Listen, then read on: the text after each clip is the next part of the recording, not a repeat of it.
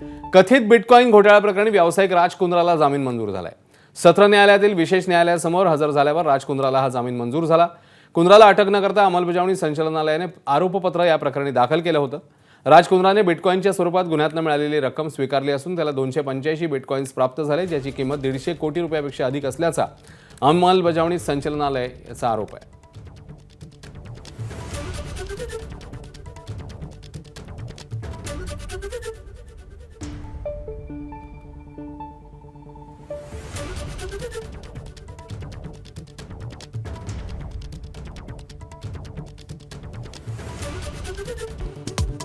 भिवंडी महापालिकेच्या महापौरपदी भाजप बंडखोर नारायण चौधरी विराजमान। उपमहापौरपदी काँग्रेसचे तारिक मोमीन।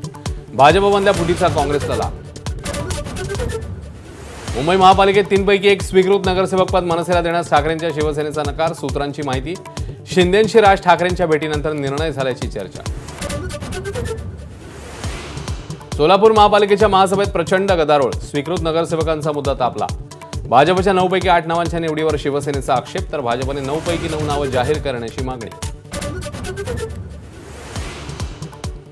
भिगवण अपहरण प्रकरण बोगस असल्याचं उघड। प्रेम प्रकरणात स्वमर्जीने मुलासोबत पळून गेल्याचं मुलीचं प्रतिज्ञापत्र। मिरची पूड भिरकावल्याचाही बनाव। आईकडे परत जाण्यास मुलीचा नकार। पोलिसांची माहिती।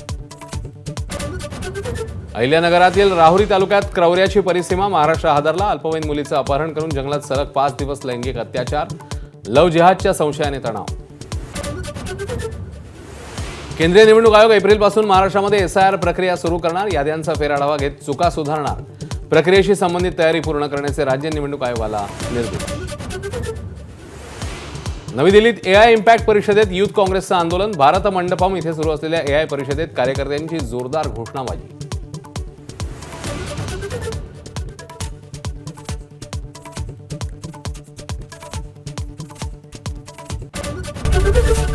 एबीपी माझा, उघडा डोळे बघा नीट।